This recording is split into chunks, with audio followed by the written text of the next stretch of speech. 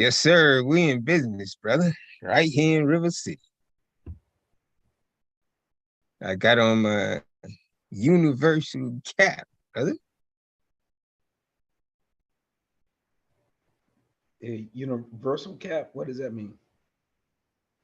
It's like you see these brothers getting caught in all these scams. They got some type of cap on that lets you know that they are sun, moon, stars, and the universe and all of that shit. Next thing you know, well, they got the cross on, David. Next thing you know, they getting locked up.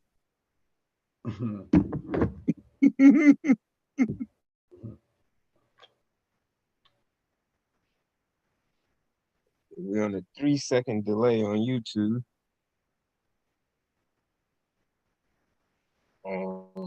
I'll start recording in a minute.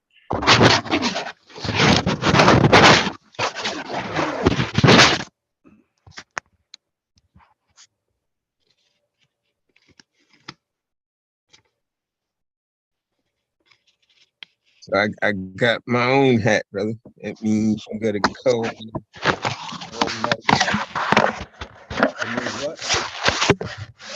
Almighty God, Allah, supreme, wonderful, fancy.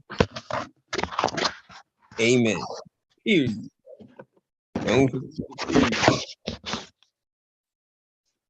That's who I am, who I be.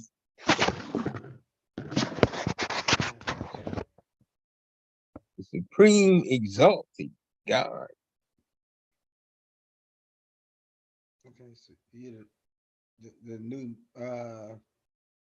Master Farad. And number two, Master Farad second.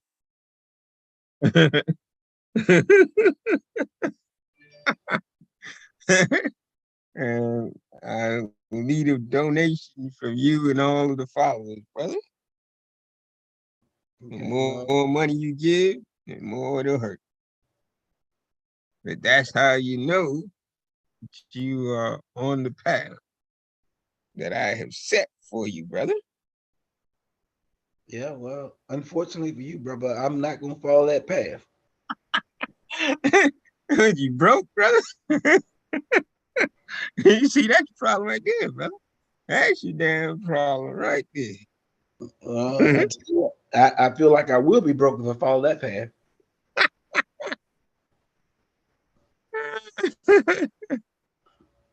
Yes, sir. All right. Let me just remember how to record. I just had it. Just got it that quick. All right. Ready? Yeah. Salam alaikum, brother. Welcome to another podcast, April 8th, 2023. I am your host, MF Doug, and my co-host is Dr. Moore. Welcome, Dr. Moore, to the panel. Peace to the God. Peace to the universe. What's going on, brother? Not much, bro. You know, thankful and grateful to be here for another day. Um, Yes, sir. above, Blessed above. Ramadan. I'm sorry. Blessed Ramadan. Yeah, Ramadan Mubarak. Indeed, brother, indeed. You may be listening to the three How, second delay. how are you doing with your Ramadan? Or are you participating in your Ramadan? Brother, I'm God. I don't need to do no Ramadan. You don't see it in the hat, brother? That ain't let you know who I am. No, it didn't, bro. I'm sorry. I missed it. Is it, it somehow Probably, I'm sorry. probably because you ain't keeping up with your ties, brother. Oh, is that what it is? The tiding will let me know what the hat means. Yes, sir. Okay. You ain't been coming to class. Okay. Okay. Well, my blessings have still been flowing, so I'm good, bro. Yes, sir. I got the fire stick, brother. Mm, Now I'll be able to watch Breaking Bad and all the other stuff. mm. Did you jailbreak it? Did you get a jailbreak? Not yet, and I won't say it on air, but that's what I intend to do, brother. Okay. Why do they make it so easy is what scares me. And you Well, know, me being the scientist that I am, I had to figure out how to do it my damn self. Why would I pay somebody 160 to do it for me when I can learn how to do it for self, brother? That is what we taught in the nation. I think that's what the Chinese teach. And they said, why should this company who has a copyright or a trademark be allowed to manufacture things in my country and I not take that technology and build something for myself? yeah, I used to believe in that type of stuff. Till the feds got me. Yeah, I used to believe in that, but I could tell you that I just paid some yard people this morning to come and Mm. cut my yard. Hmm. I could say, why pay them when I could do it myself? But Ooh, brother. I could tell you this: I felt extremely well Mm. sleeping while they were cutting my yard, Feels and good. and as they cut the front and back and Hmm. sides of my yard and trimmed, the trees and picked up the sticks and leaves, bagged them up. I was extremely happy to pay them. That's what Elijah Muhammad said. You got to work smarter, not harder. Yeah, so I appreciated the time Hmm. that I was able to get some good sleep Hmm. while they were doing what they were doing, and I was able to wake up after they were done, pay them, and feel good about being able to now go out and do the work that I wanted to do. Hmm. That's So called reallocating resources, brother. yeah, yeah, bro, it's called delegating. There you Real, go. That's the word I'm looking for. Delegating. I couldn't think of it. yeah, real leaders know how to delegate. Hmm. Because you can't take over the world, brother, if you the only one at the wheel. Yeah. So I mean, I could sit here and try to figure out, you know, X, Y, and Z and how to do this and how to do that. And why should I pay somebody when I can do it myself? I mean, yeah, I could do that. But the time that I'm going to spend doing that, Hmm. I feel is a waste of time. I Hmm. feel like I have spent enough time trying to become a doctor, trying to become a licensed therapist, that I don't want. I've utilized my time wisely, in my opinion, to Hmm. do what I need it to do. That I don't want to utilize my time, utilize the rest of my time doing stuff that I could pay other people to do, or doing stuff that I could delegate to be done. Right. So I don't. There's nothing about me that makes me feel um, worthy or makes me feel more valuable or validated by doing yard work or doing menial tasks that makes me feel more like a person because I'm doing those things. Those things I don't really care to do at this point in this stage in my life. You know, I want to spend my time doing other things. I'd rather spend my time reading, writing. You know, I mean, that's me. I'm not knocking anybody else, but for me, I'd rather spend my time doing other things that I can enjoy, as opposed to things that I don't see the value in it for me at this point. But I can understand other people that do. Indeed. I'm just a curious chap, but I totally agree. If we are going to make things happen, I think one of the biggest mistakes I made in life, um, I've made many, but one of the biggest mistakes I made was not being able to delegate. I felt that people were incompetent, people were slow, people were inefficient. So I would do all the work. I would be the law firm until 4 or 5 in the morning, and I would get the work done. And I wouldn't make other people feel bad. It was just the way my father had taught me, and he never became rich. He did buy his own house. A lot of his time was spent in highly stressful situations. When you delegate things to other people, it frees up your time. It frees you from stress.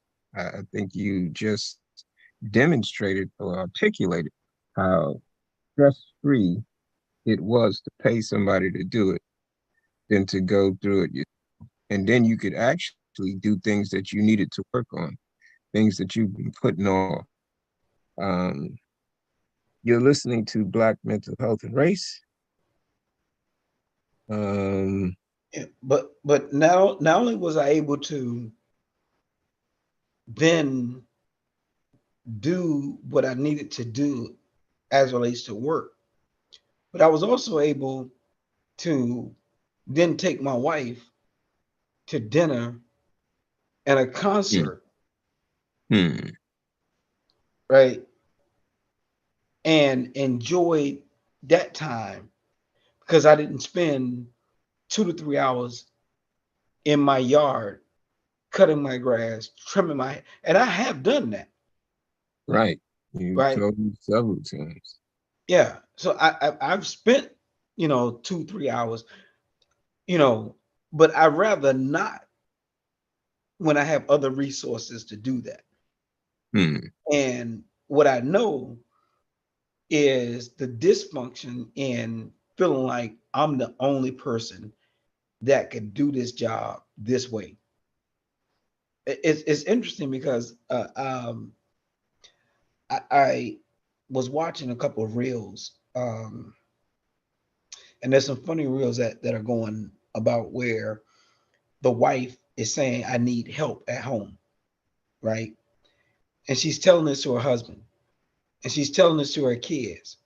But every time they pitch in to help, she starts to tell them, no, you're doing this wrong. This is not how you do it.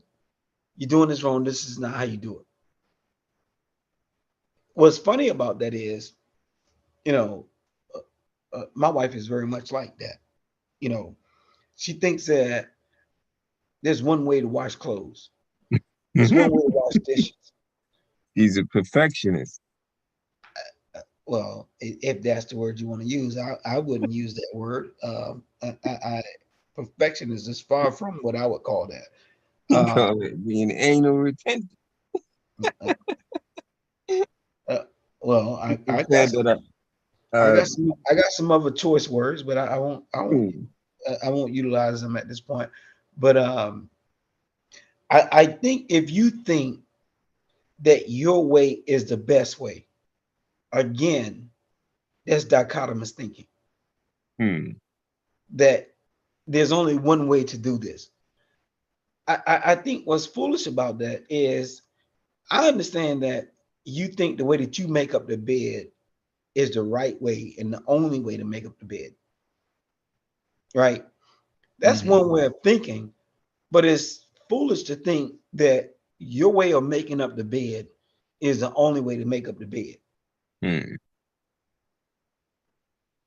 Right? The way that you fold clothes is the only way to fold clothes. The way Hmm. that you wash clothes is the only way to wash clothes. Yes, You sir. in situations like that, you become your own worst enemy.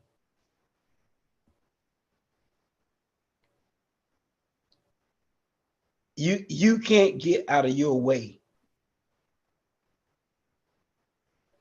and that's how you prevent progress from happening in your life. Hmm. You can't grow because you're stunning your growth by being in your own way. You don't understand. True leadership is about delegation. If you can't if you can't if you can't delegate, then that means that no one else can do the job but you. So you're going to be the only person that's doing the job. And when you're the only person doing the job, you're never going to be able to grow Hmm. because you can't outgrow that situation. I can attest to that.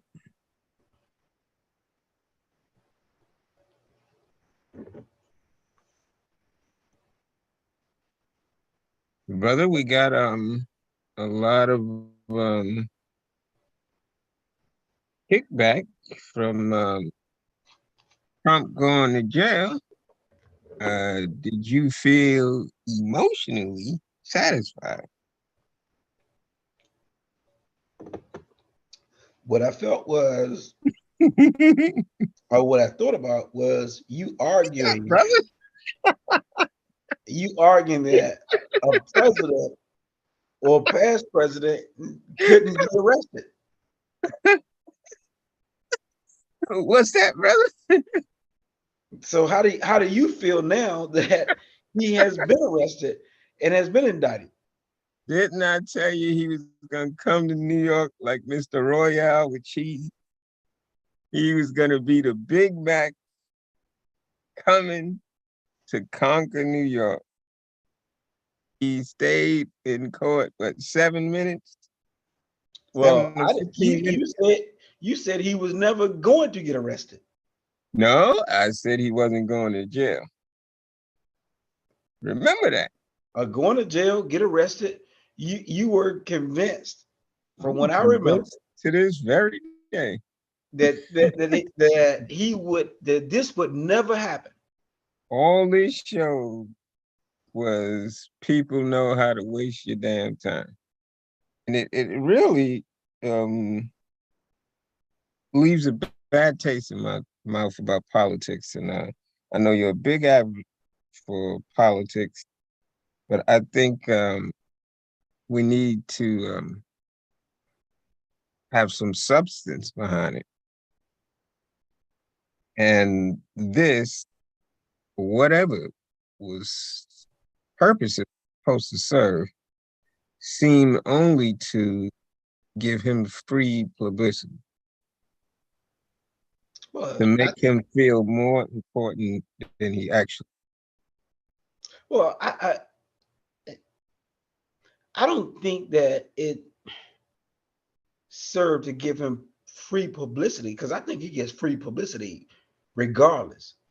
I mean, it could be gum on the ground that he steps on, and they'll call that news. I watched on on maybe 3 or 4 different news shows that showed his plane just sitting there, and that was a news story. There was nothing. I mean, he wasn't on the plane. The plane wasn't flying. The plane was just sitting there, and it was a news story And that went on for hours. that went on for hours. the whole coverage went on for hours. It was like the whole day started early in the damn morning till late at night. And people were so happy. Think it was fool's gold because he didn't go to jail. He wasn't in a police precinct. He was in court, criminal court, but court. He didn't have to come in handcuffs. He didn't have to put on the orange jumpsuit. And I watched this show on A&E called Jail. And those are people who are going to jail, brother. And we need to put on our cape and go down there and save them before these Republicans try to save your boy Rump. I'll say Well, my boy, I my tell you, boy Rump.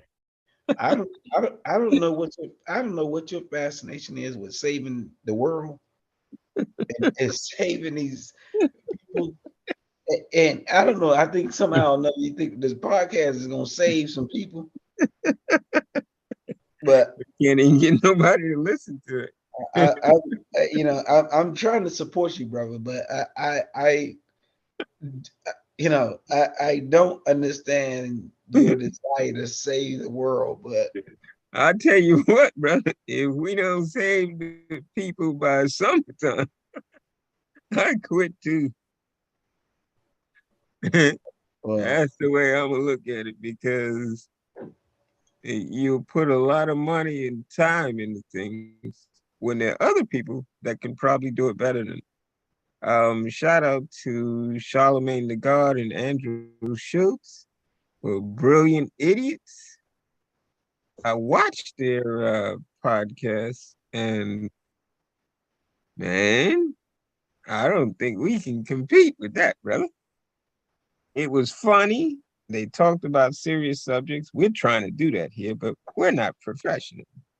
Um, at uh, least not I, I, entertainment. I beg your pardon. I think we're as professional as they are. What do they have that we don't have? No, It's, but the way that I describe this show is to keep it lighthearted. And we do a pretty good job at it, keeping it lighthearted. Not taking ourselves too seriously, but we do talk about serious subjects. But they did it in such a way that it was very entertaining to watch. And you laugh all the way through it. Not that we don't do that, but I don't think we're on their level. They've been doing this for years. You and I have just been talking on the phone. We've never even considered this a show per se, but it was very entertaining. And I also went back to Sirius so that I could catch up with my boy Howard Stern. I haven't listened to him for years, and he's very entertaining. What? what was that? Howard Stern. Oh yeah, I listen to Howard Stern every day. Hmm. Very entertaining. Um, some inappropriate shit that he shouldn't be saying, but it was you can't help but listen in. And God bless these people for their take on life and their ability to save the world. Where maybe you and I will be able to. Yeah, Not but that was your mission anyway. It's just right, mine. and I think that what would be a better approach and a better therapeutic approach for you is not to look at it as saving the world. I think that that is an approach for disappointment. If you and I want to have a podcast that we just talk, right? About Mm. whatever we want to talk about. If people listen, join in, hear it, that's fine. But I think that's a better healing process than getting on the airwaves and hoping and praying that we're going to say something or do something that is going to spark the world. I think that that is a recipe for disaster. I think that if you and I want to have open dialogue conversation um, each week or um, um, whenever we can, and we offer that or present that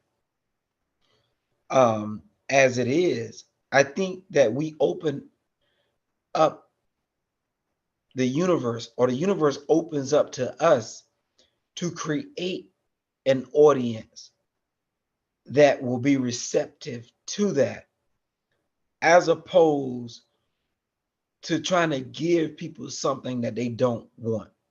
Mm. I think that your approach, in my opinion, has been um, addictive approaching, or um, dependency or codependency approaching.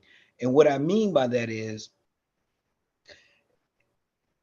hypothetically, if there's a person that's on drugs, if there's a community that needs help, I feel like you're trying to give them something that they're not ready for. No addict is going to accept treatment before they're ready to receive it. Doesn't matter how much you're trying to give it to them. If they're not at that place in their life where they're ready to receive it, you are going to do more work than they're ever going to do. You're going to burn out faster than they're ever going to burn out, because they're not in a place to receive what you're trying to give them. So I'm saying that if you approach it differently or perceive it differently, look at it differently, I think you're in a better place to receive what may or may not come,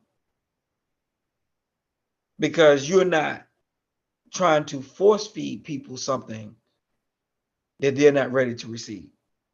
Does that make any sense to you? Absolutely. That a lot.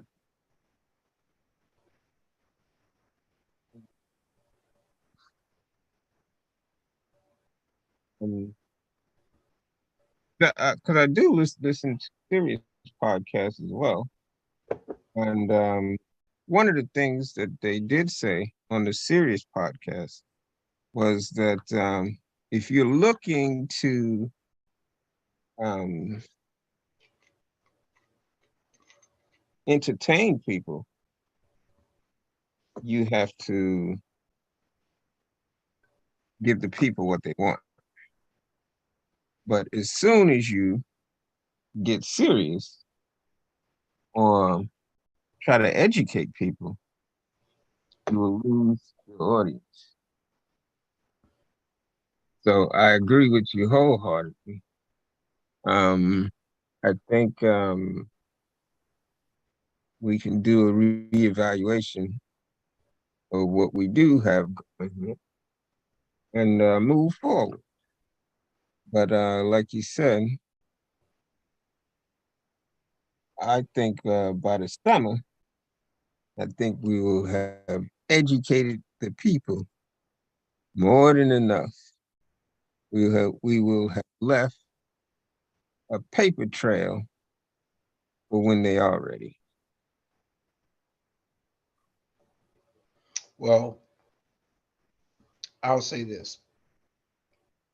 I don't know if that's the case, What I do know is that when the student is ready, the teacher will Hmm. come. Yes, sir. Yes, sir. Um, we come from a very serious time.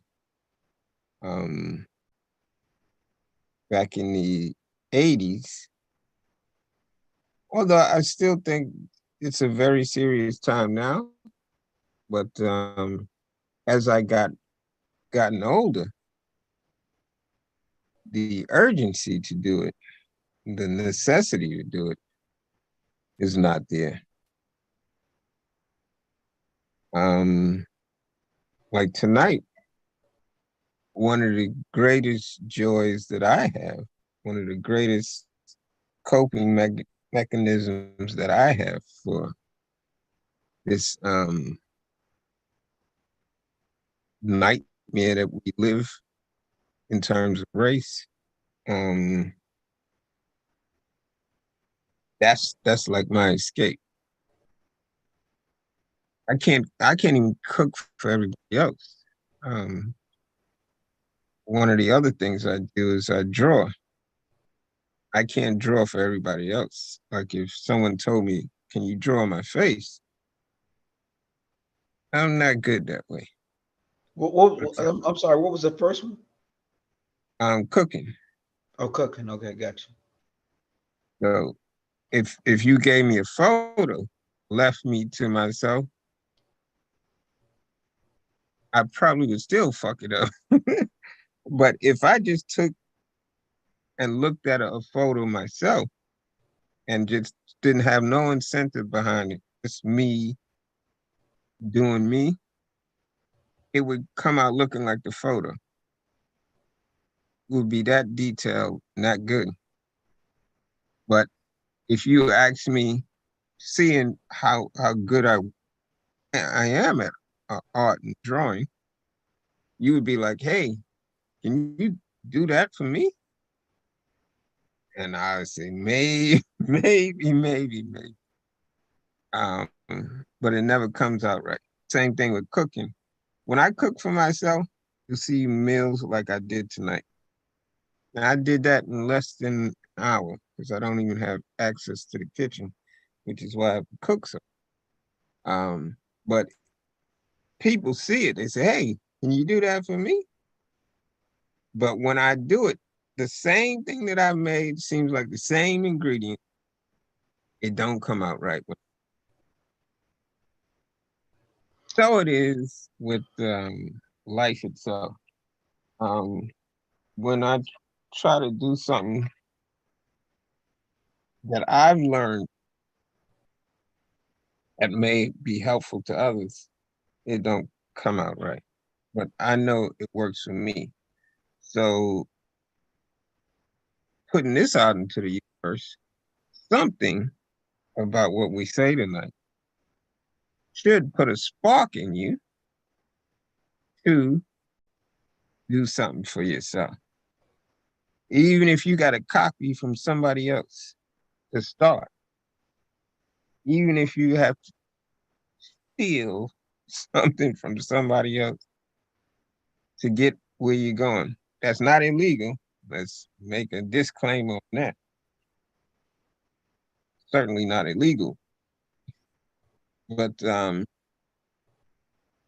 if any conversation that you have with anybody puts a spark in you, praise be to Allah. What are you sipping on tonight, brother, before we get into our conversation? Bro, we've been in this conversation for over 30 minutes now. We just been jaw jacking, Charleston White said.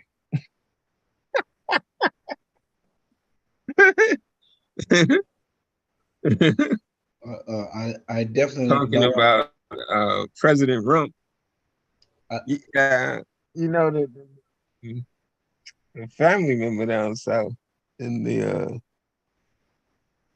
his name is Rump. I always found that name to be hilarious. Like, why do they call you Rump? And he's kept that name. You probably know him too. The Uh, yeah, Ellaby's. I made note of him. Johnny's wife, brother. You know, Johnny, bro. Johnny's wife, bro. Johnny's wife. Well, she got 10 brothers. I was about to say. His wife had 20 kids. God damn, God bless her. I was about to say, man, 20 his kids, man. his wife, God damn. his wife. I mean, they have like one of the biggest families, and that they made make up that town, bro. Yes, sir. I think we all look like them in some type of way. They've been getting around. God bless them. Oh, so we are lighthearted tonight. I did have to bring this up to you, brother. Um, Here's a white woman, forget her name, but she got thrown out of the Senate. Almost got thrown out of the Senate. She stayed with the Senate. I think that was the Senate by one vote.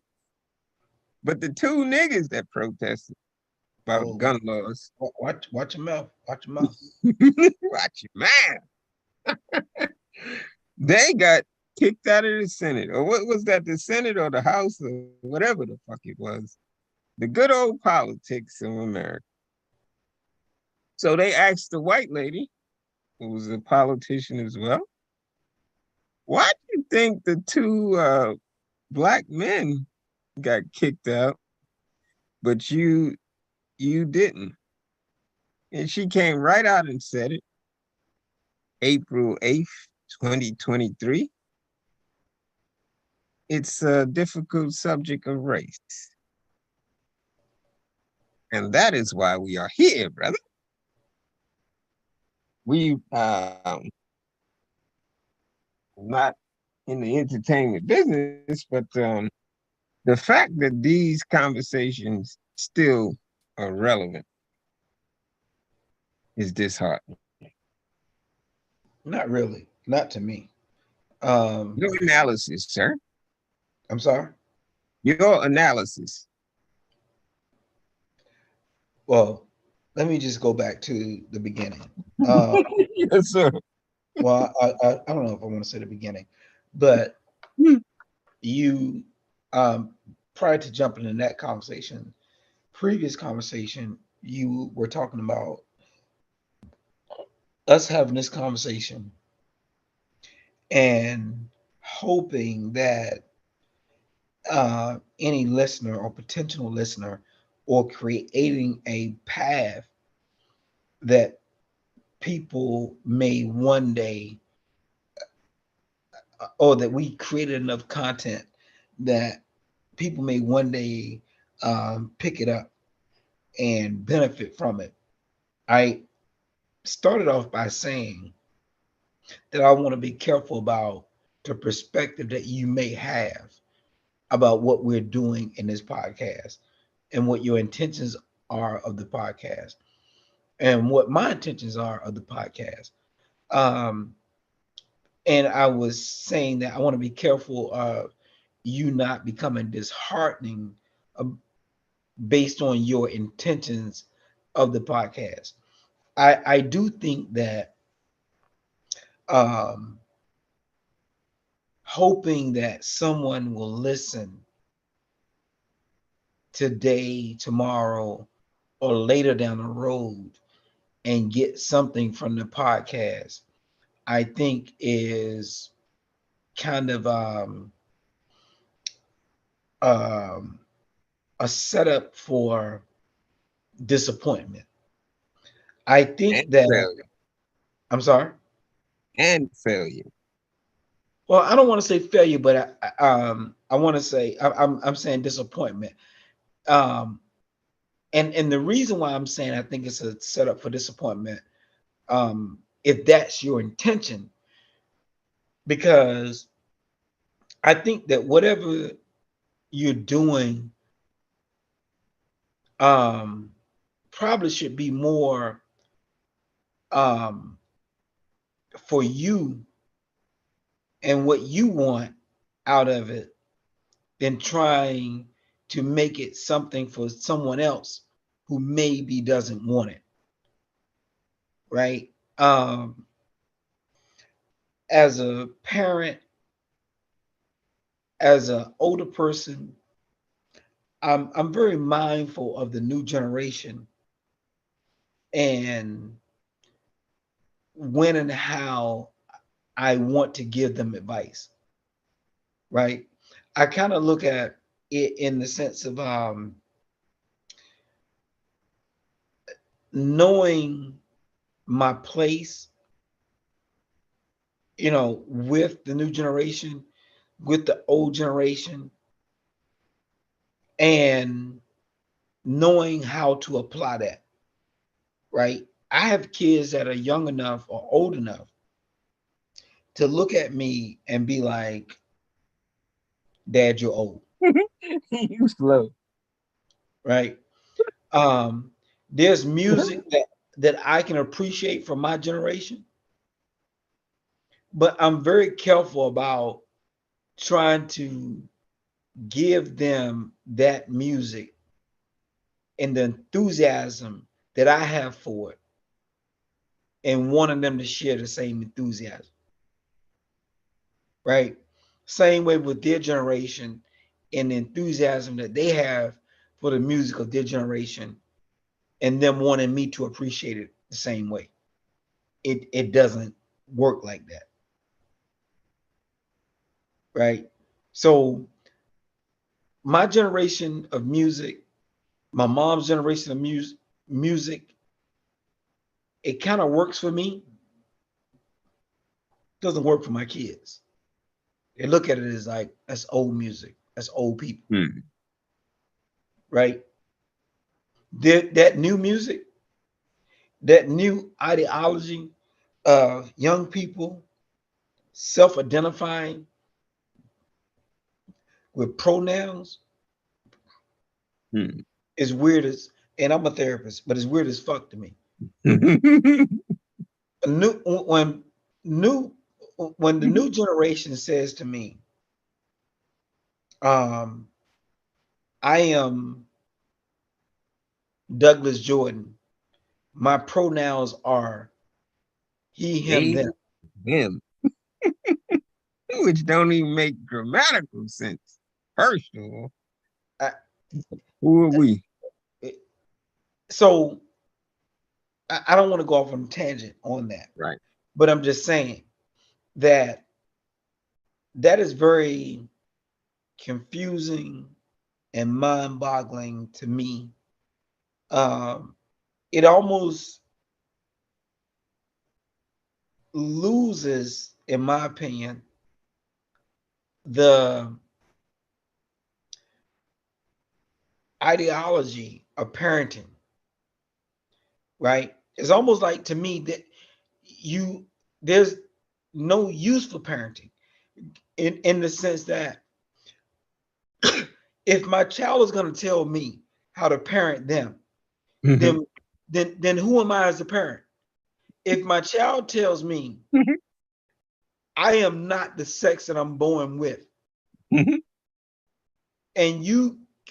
I want to identify as this or that,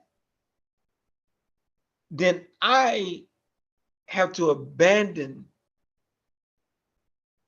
my parenting, my life experiences, all of that stuff to now allow you to tell me how you want to live your life or lead your life. I have to abandon all of my life experiences, all of my parenting ability, and allow you, who has no life experience, to tell me this is how you want to live your life. As reckless as it may become, with all the experience that I have, say to you, okay, you know what? I don't know how to be a parent, to you or tell you how to live your life. So you tell me how you want to live your life, and I will accommodate you. I'll tell you as a therapist, I think that is self-destructive. I think it is um, self-destructive. I think it is, um, man, there's so many words that run through my mind. Um, I think it's detrimental. I think it's harmful. I think that it does you and the child a disservice to function on that level.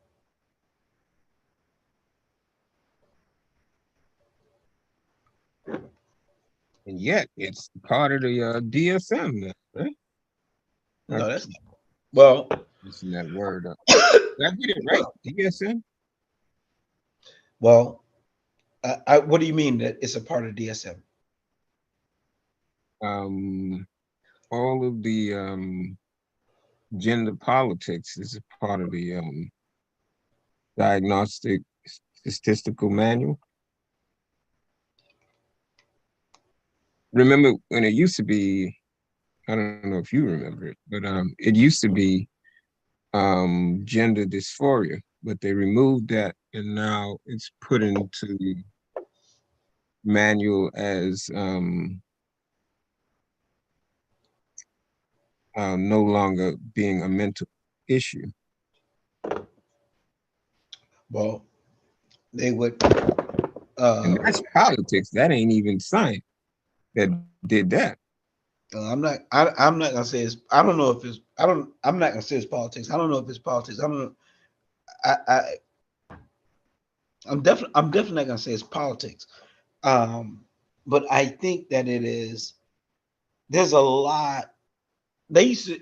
Homosexuality used to be considered um, a mental Mental illness. illness, yes. Um, Asperger's used to be considered a mental illness.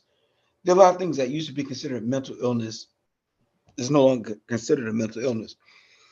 A lot of what I'm seeing now would have been considered an identity crisis. Right. It Um, still should be that. but because if you were born with a male or female genitalia and you wanted to identify as something different and you wanted to put on a dress and fingernail polish and all that other stuff, and you were born with male genitalia, that would have been a problem. Hmm. But today is not a problem. Hmm. Um, I think it's So do kind of a we just give up, brother? Let them do what the hell they want. well, you don't really have a choice. But hold on one second. I'll be Yes, right back. sir. You can take a pause for the calls. Yes, sir. We're going to take a quick break. You're listening to Black Mental Health and Race. I am your host, MF Doug, and my co-host is Dr. Moore. Um, we are trying to get through another night of talking to the people, even if there are no people there. We'll be right back. So these messages. Peace.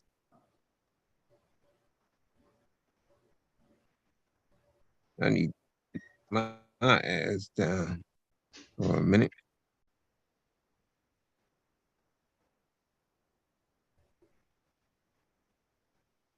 If you are still with us on YouTube,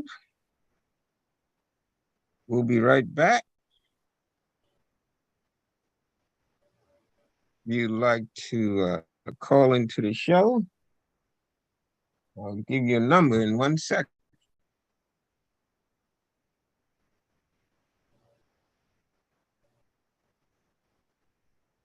You just sit my ass down. We are still here. Let me turn on the. Oh, I can't turn on the TV. Hey, y'all. Copyright.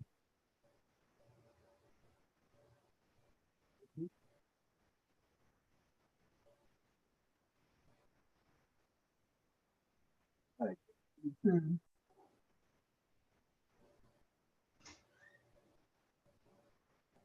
um, like,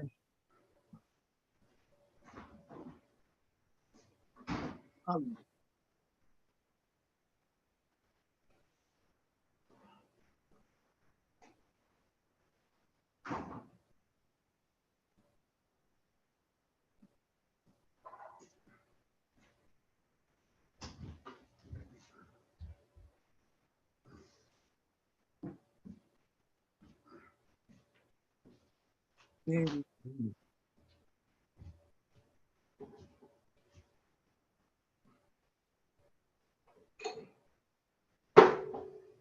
That's something y'all can hear.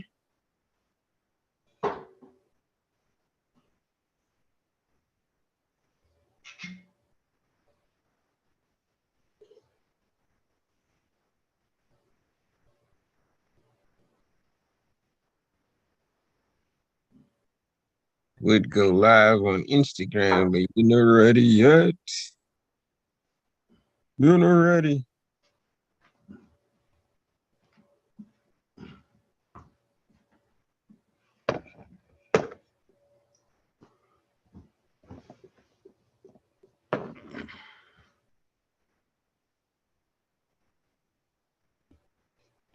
Peace to the God. Peace to the universe. I don't know. Are you live with this? On YouTube, I turned the recording off in Zoom. I'm about to restart it. Okay, You because ready? I was about to say, seems like it would be problematic to, because when we were doing it the other way, it was easy to pause it. Yeah. But if you're live doing um, What I do is I edit the video. oh, okay, gotcha. Well, but can you edit it when you're live on YouTube like that? Not the live part, but it's saved private. So if you do catch it, like 7 people viewed it while it was live or right after before it was saved to private, which is interesting. I don't know who the hell 7 people found it even interesting, but it does put you YouTube puts you into a lot larger audience than just Zoom. Zoom is like a closed-in system. Mm, okay. All right, we start the recording over.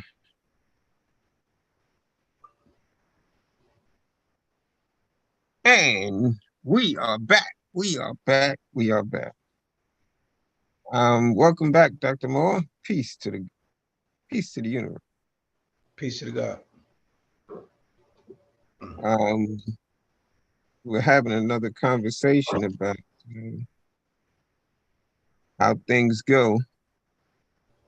The more we try to explain how they go, the more, as Socrates says, we realize we don't know nothing.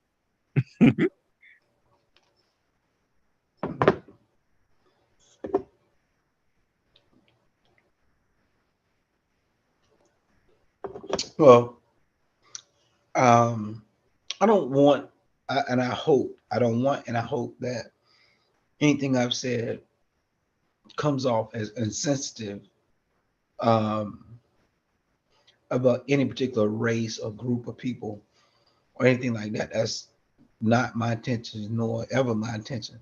But I do think that we are treading a very um, careful line with the new generation. I think that it's like with new research, right? it's new research, so you don't really know. Um, and everybody's is exploring. We live in an era where technology and all that stuff is very new, and we don't know the lasting effect or long-term effect of certain aspects of technology. We have young people that are far more advanced with technology than you and I will probably ever be. They've grown up with it. They know it like the back of their hand, and it's still growing. And everybody's still learning. So you're learning as you go. COVID happened. We didn't know anything about it. We are learning, as we go. We're still learning about the ramifications of it. Um, it is just a new day, a new time, um, and where we've just been bombarded with a lot of information and a lot of misinformation. And so I think that it is a very um, scary and dangerous time, not only for children, but for parents also, in terms of understanding um, identities and who they are, who we are. It is a very sticky situation. Indeed, brother. Indeed. Let me give out the number here. You want to call the business phone, the hotline, brother. It is 929-675-8647. That's 929-675-8647.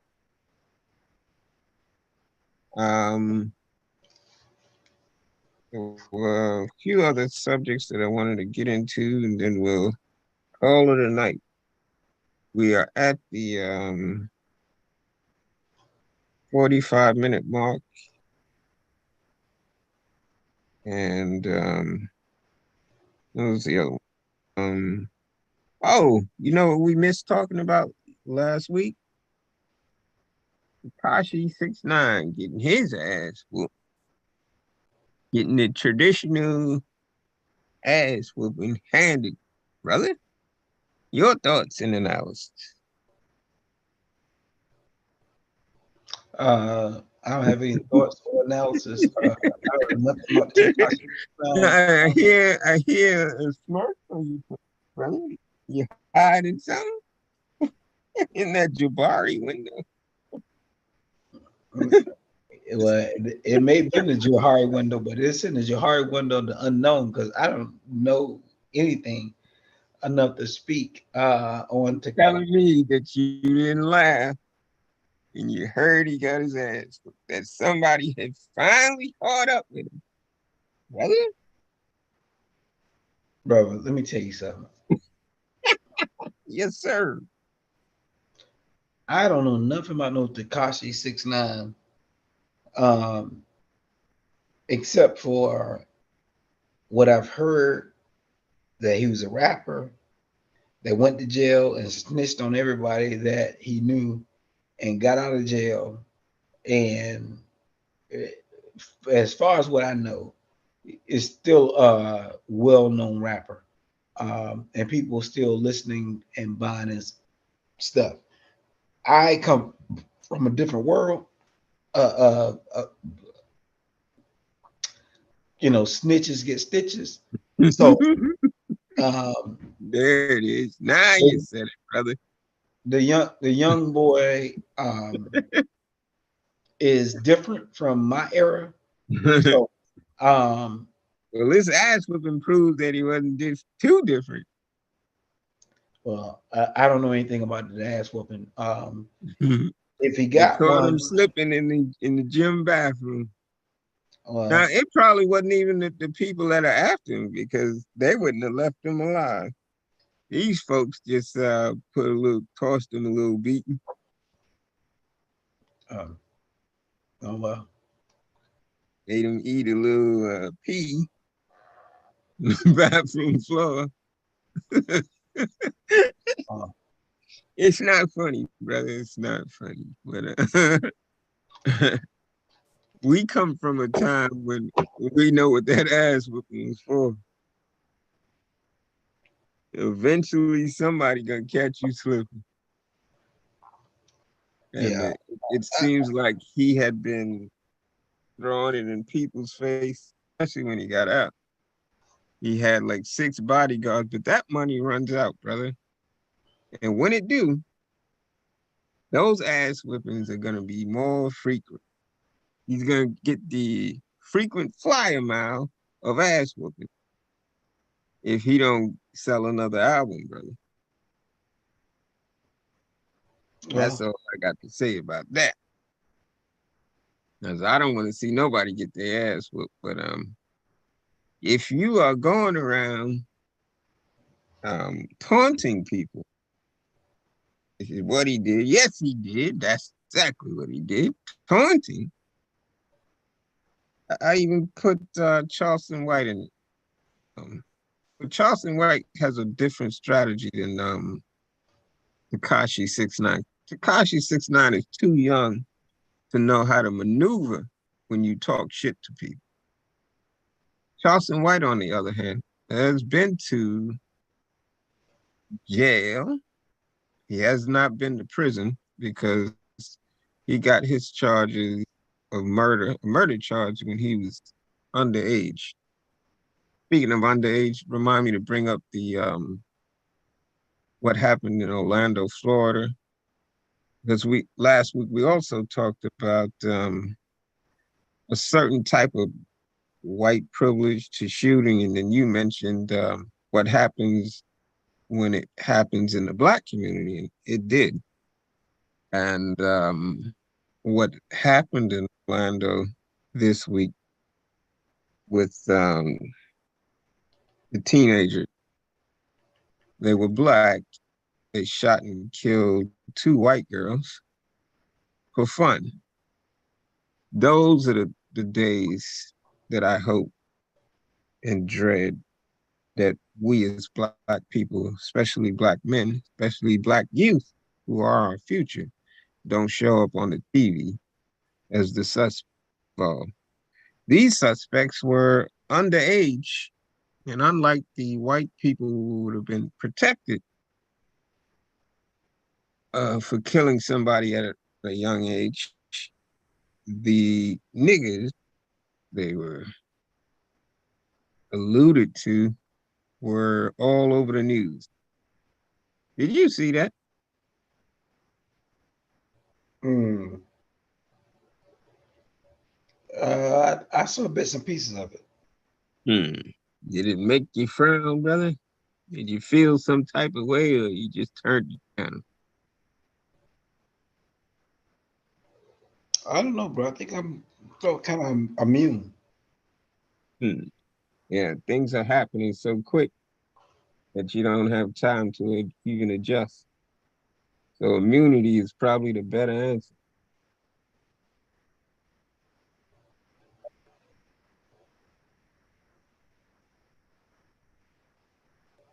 Oh, but my last point about Tekashi 6ix9ine was that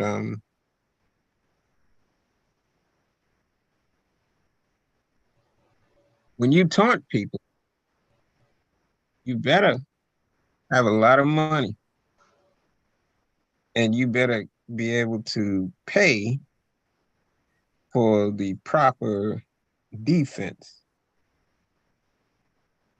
One of the things that Minister Farrakhan said,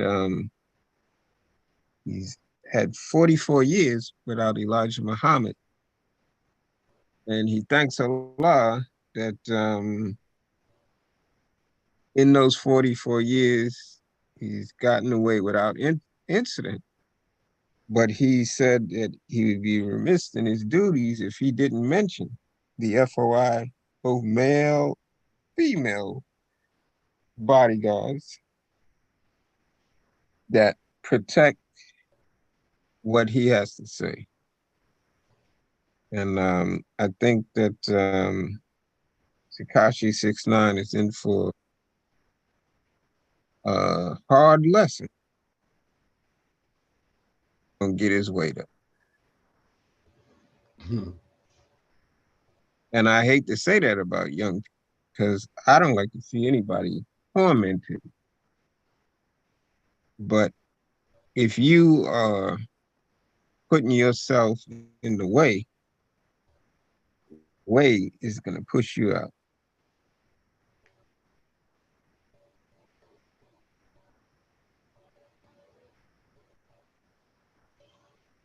Well, again, I mean, I can't speak intelligently about Tekashi 6ix9ine. Um, I think that whatever music or whatever it is that he's doing, I mean, it's out of my um, age group of listening to. Um, so I don't follow, him or whatever it is he's doing. I've heard things about him, but I think it's much to do about nothing in my world. Hmm. So if he got beat up, so be it. I think he creates the environment and atmosphere for that to happen to him. So it's par for the course for me. You know what it reminds me of, brother? When you see the fucking lion in the zoo behind the fucking gate, and you taunt, knowing that he can't touch you. But one day, brother, one day, somebody ain't gonna be so lucky. Most people will get away with their taunts, but the one day that lion catch somebody, you're gonna hear the wailing and gnashing of teeth, brother. Amen. Your boy Chuck D made it to Drink Champs. And brother, this brother put down some knowledge, wisdom, and understanding. You hear me, brother? He had low-level information. I, I associate that with what we do, but he put it out in such a high level that even the young people could understand it. He brought them all the way back to 1978 when rap started and what had to be done to get to 2023. And he did it eloquently, brother. I sent you the thumbnail, but that damn interview was 3 hours long. Another interview that was pretty interesting on Drink Champs. Shout out to Noriega and shout out to the EFN um, that hosts and co-hosts Drink Champs. Um, the Isley brothers they had on it. Man, they had so much historical knowledge that even the young people could appreciate what's being said. And these guys are old, man. They're older than us, brother. The Isley brothers. Chuck D is 63. He's older than us. 62. 62. He said on Drink Champs he was 63. Must have had a birthday or it was coming. It was coming. Or maybe it's a misheard. I thought he said he was 62. Maybe. Um, you know who I didn't recognize? The guy that was with him. You know, that's the guy from the S1W. He Yeah. was in the FOI. Yeah.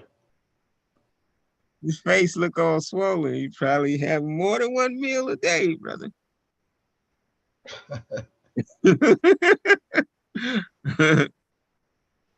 God bless him, brother. Yeah. Your thoughts on any of that? No, bro. I watched that. I only watched an hour of it when it came Yeah, on. it was long, man. Okay, so you probably have more insight than I have, but It was I so long, I fell asleep in the middle, but I woke up. It was still going. I was like, damn, and he's still teaching. okay, Very entertaining. okay.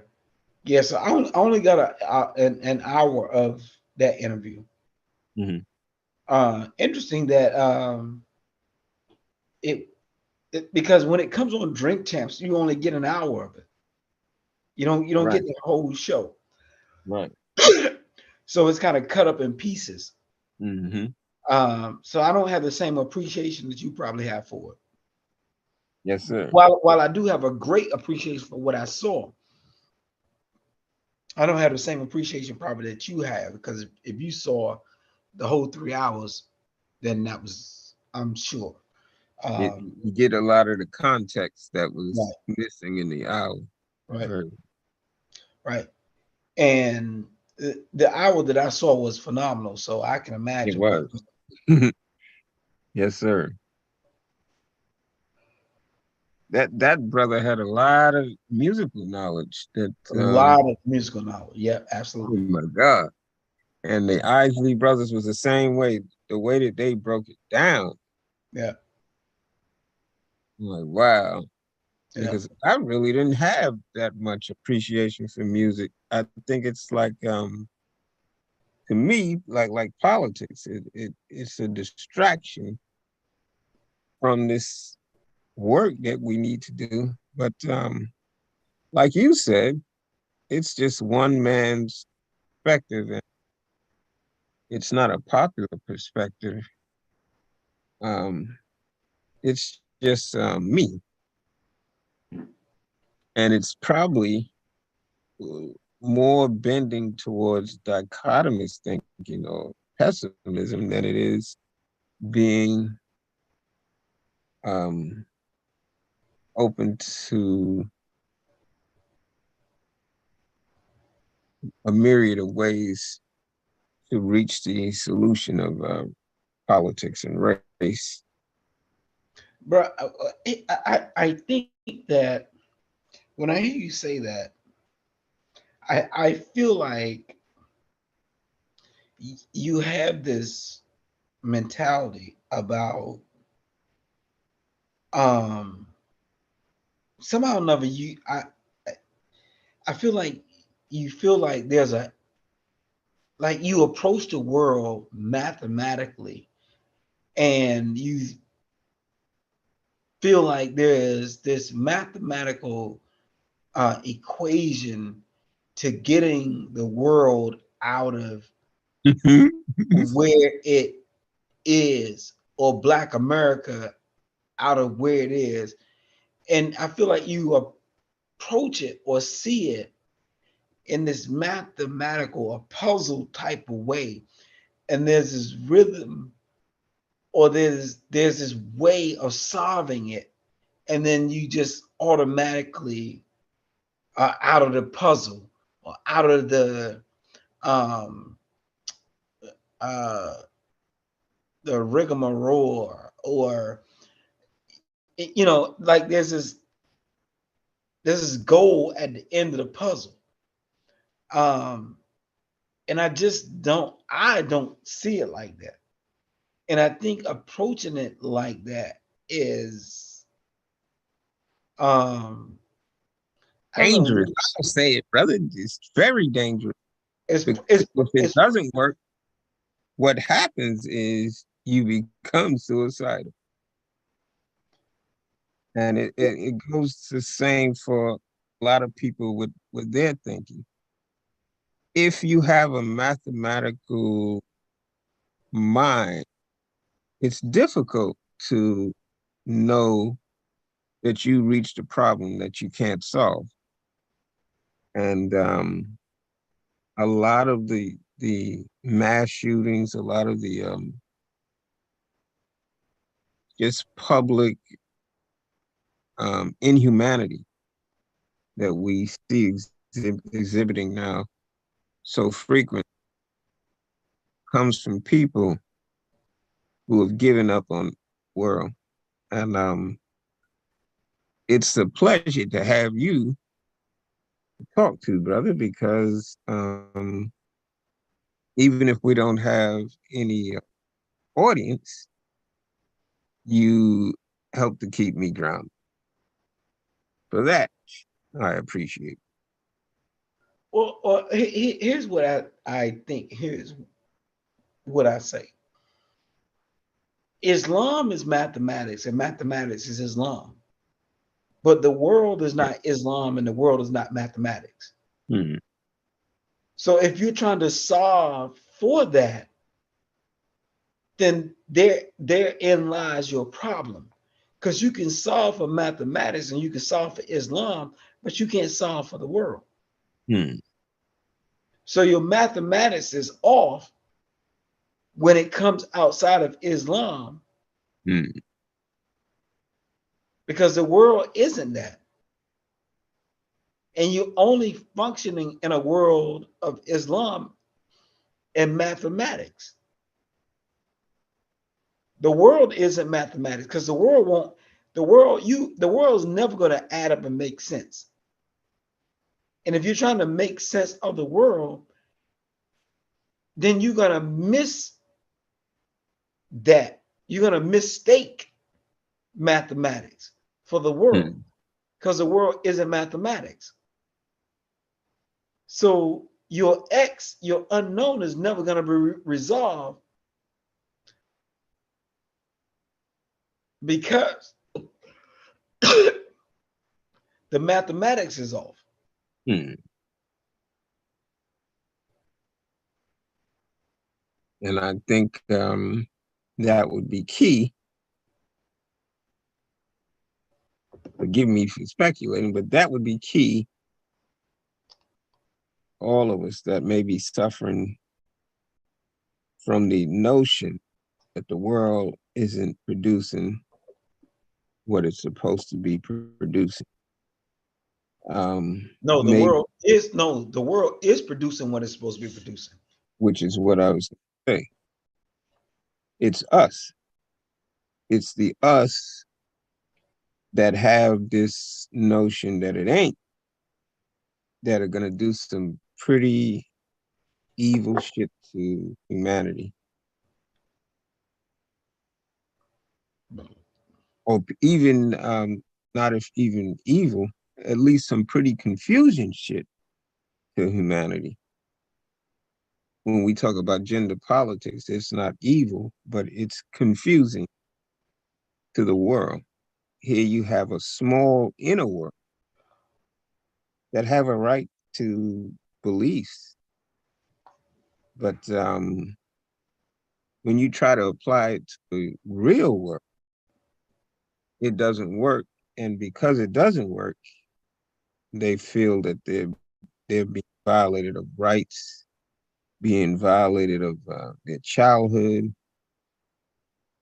on all types of stuff that just don't work in the big world, in the real world.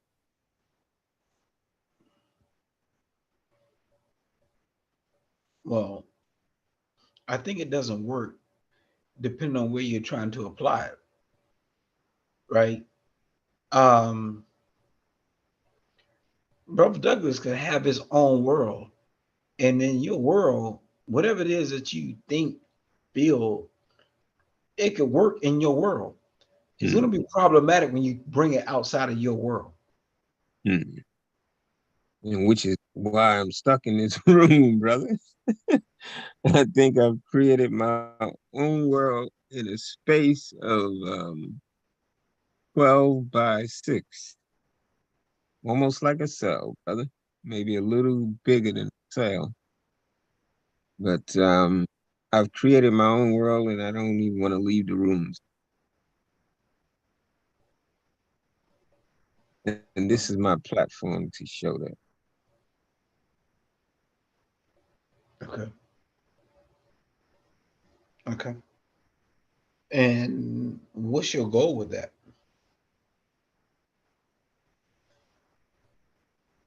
I stay to myself. I don't have to be accepted by society. I can wear my crown. I can be supreme God, Allah of infinity, number 7, brother, without question, without interference or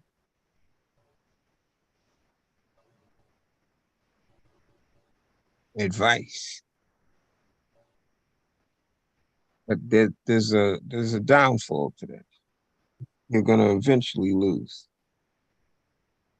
And when you do, you're gonna end up like Takashi 6ix9ine on the light side, where you're gonna end up 6 feet under dark side. But tell me where's the win in that? It, There is if none. It's mathematically impossible. Once you figure that out, like for instance, brother, I'm reading Age of Faith. Um, I'm getting some type of satisfaction mentally from what I read, but it's about history from someone's perspective. But it answers a lot of questions like belief in religion at all, the belief in a Ramadan, the belief in a savior, the belief in the things that we consider abnormal, normal, or acceptable. In somebody's small little world, none of those things count. And they isolate. The isolation comes with its own price. And that price is to get back at society. to get back at what? At society, some way or somehow. But why is there a beef with society? What does society have to do They with? won't accept you. Oh, you're weird. You're this, you're that. Yeah, but why are you giving credence to things or people that don't know you? I'm so right. So want to be very careful about saying this, right? Yes, Because sir. I want to make sure that it comes off um, as help and not um, um, I want to make sure that it comes off as help and not the opposite of help, meaning hurt, right? So um, the world could say to me, um, you grew up on food stamps, you grew up on welfare, you're nothing, you're nobody, you don't know who your daddy is, your mom is an alcoholic, was an alcoholic, you're nothing, you're nobody, right? But if you're looking to be validated by people that aren't valuable or aren't validated themselves, who are they to tell you something about who you are, right? So it is a self-defeatist mentality to expect them to give you validation. It is there's no win in that ever, whether you become Deep. successful or not. Even if you become successful, that validation from the outside, as opposed to the validation on the inside, it's going to be self-destructive because if you're looking for them to validate you, you're always going to be empty. Hmm. If the validation isn't coming from the inside, meaning that you're your biggest fan, you're your biggest provider, who cares? If you walk outside with a crown on your head and you feel like it's worthy, that's all that really should ever matter. Yes, sir. So if I thought or gave credence to anybody that I didn't know that said something negative or thought something, I don't think I've ever considered what other people thought about me in my pursuit of happiness from my own life. Indeed, or you wouldn't be where you are now. Right. I really Totally. don't care. And nor do I care to put my business out now. Like I'm not gonna get on Facebook or any of those platforms to say, look at me, And shake your ass, brother. you know, or to gloat.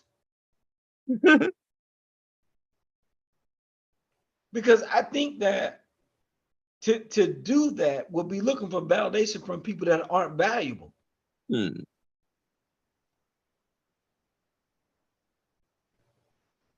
I don't know where the win is with that. I don't know how you win with that. Hmm. Indeed, brother.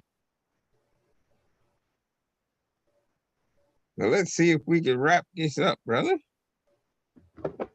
Yep. Take us home, Muhammad.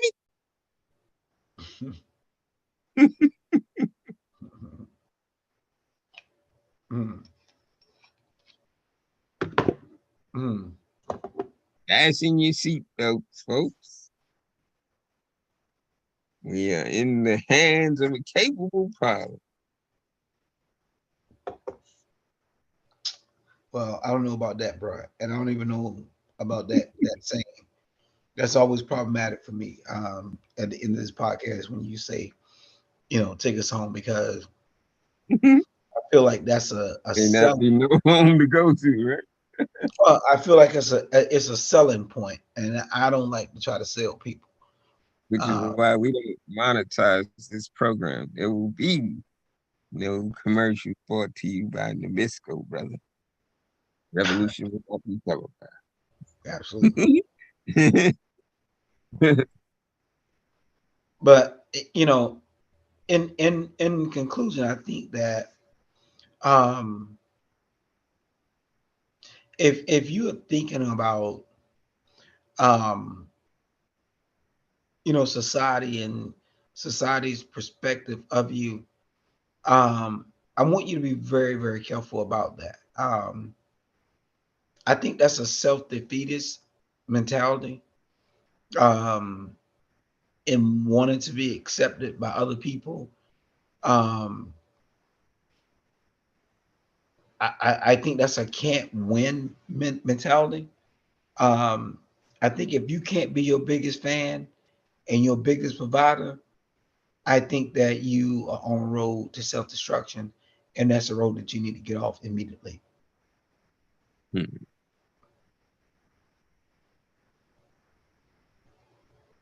What's the other road? Well, the other road is you being your biggest fan and you being your biggest provider. You Hmm. you you rooting for yourself Hmm. in When spite. nobody else is. You at the end of the day, you don't need anybody else. If somebody else is there, that's great. But you're the person that need to show up for yourself every day. Hmm. But if you're trying to show up for other people, it's going to be problematic. You're not going to be motivated to show up for other people every day. But you could be motivated to show up for yourself. Yes, sir. So if you're looking for acceptance for other people every day, people can't show up for themselves every day. Hmm.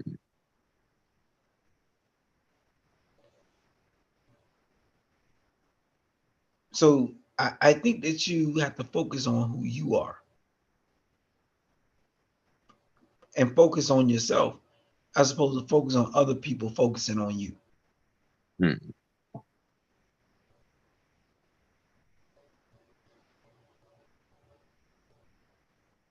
And on that note, brother, we'll say peace to the universe. Peace to the God. Orlan, brother, Orlan.